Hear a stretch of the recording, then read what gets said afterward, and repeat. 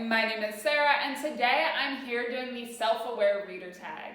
Carrie from Very Literary Carrie tagged me, and I'm so excited to do this.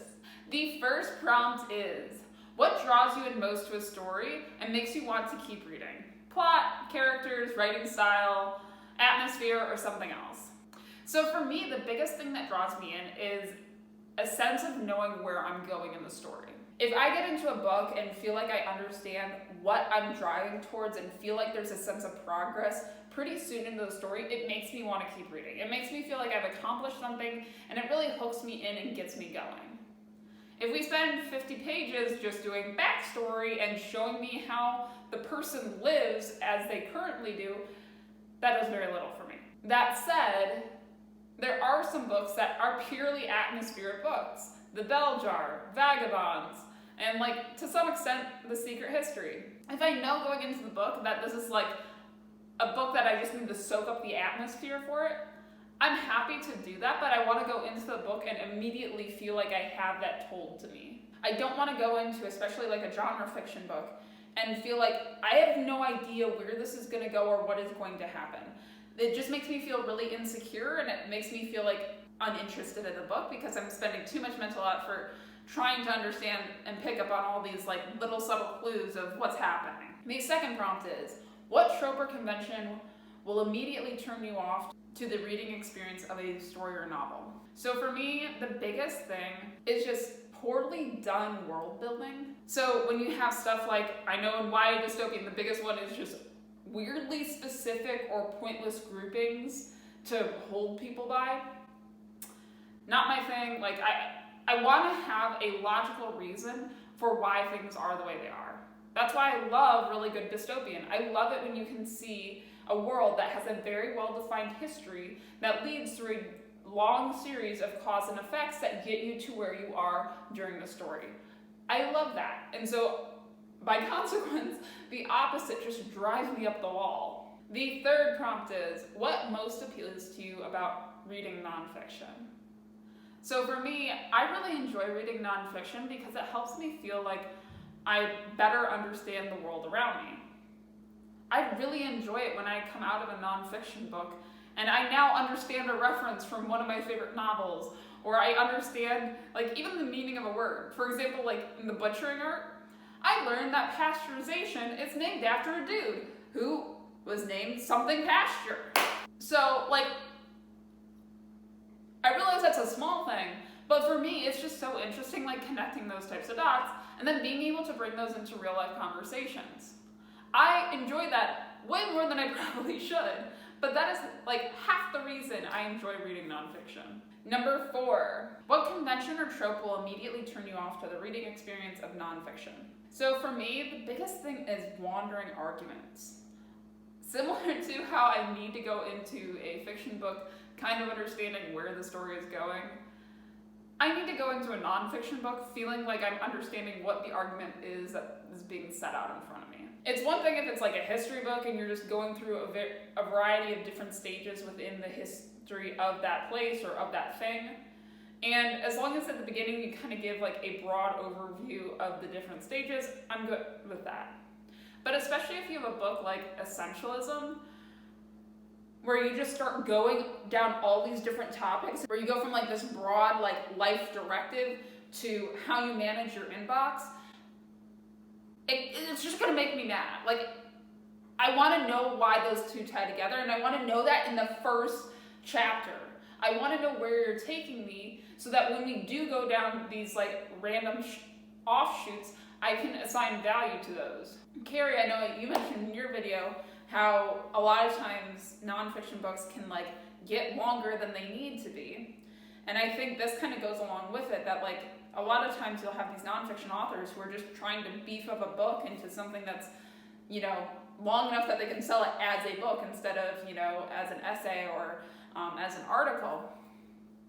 And so you get these really wandering arguments, and something in my brain just gets fried at that. I want to understand all the different pieces of the argument, and then I want to see it all logically come through. Prompt number 5. Would you say you read more for pleasure or more to learn and exercise your brain? I think I kind of have two different camps of books that I'm reading, especially now reading more fantasy books and stuff like that, and more of my science fiction books. Those are more pleasure books. Like, I enjoy reading those. I want to know what happens next, and like for me it's a better equivalent of a movie because I get to play it in my head and have an unlimited budget in my own little brain movie. But then I also think I have books that I purposely read to learn more. As I talked about in one of the prior prompts, I really like nonfiction because I like knowing more about things. I like knowing about the world around me, and I like being able to connect those back to the other literary works that I read later on. Now, primarily I read for pleasure, but there are a significant portion of the amount of things that I read that are specifically to grow and learn and become a better person.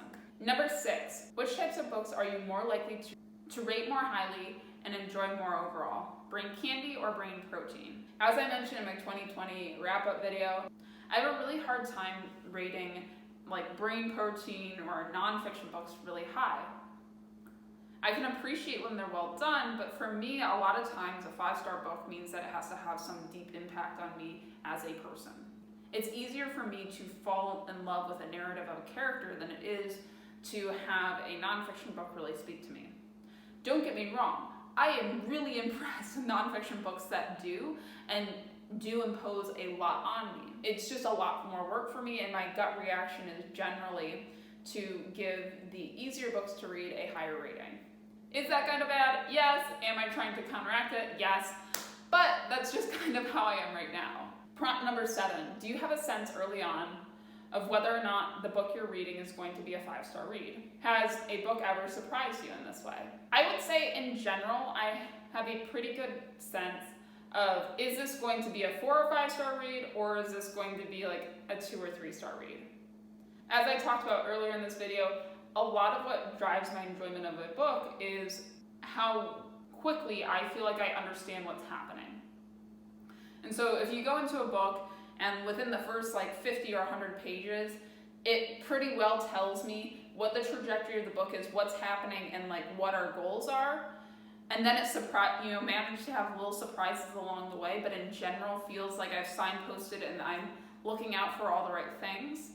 Then I'm probably going to have a pretty high enjoyment of that book, and it's generally going to fall somewhere in the 4 or 5-star range. But then the smaller things of my attachment to the characters and my appreciation for the writer's prose and everything like that, I feel like I don't have a pretty good sense of that until much later in the book, and so that's what really differentiates a 4 to 5-star read for me. I would say in general, books have primarily surprised me to the negative. There'll be a lot of times where I'll go into a book and I'll think it's the best thing since sliced bread, and then it just falls apart towards the end. I feel like that's a lot more likely. However, there have been a number of really good surprises. Song of Achilles is a great example of that. I had no idea that I was going to love the ending of that book so much. The prose was solid, I enjoyed the characters, and in general I felt like pretty early on I knew where things were going.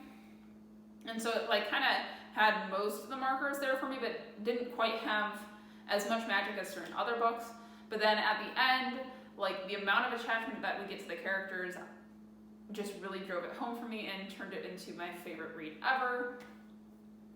And so, that was a good surprise, but in general I think it's more likely to have a negative surprise, generally because my overall qualifications for having a good read is kind of lower, at least at the start of the book. The final question is, thinking back on your 5-star reads, do you think you would feel the same way about them now? Why or why not? I actually went back through a lot of my 5-star reads from 2020, and in general, I think most of them are pretty solid.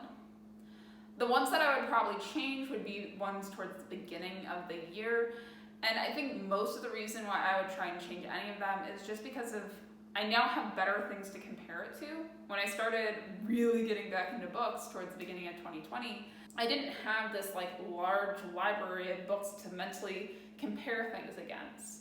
And so I think there's a couple of those books that I really enjoyed them at the time, and I really appreciate that reading experience I had at the time, but now that I just have so many more to compare it against it might not shine quite as well.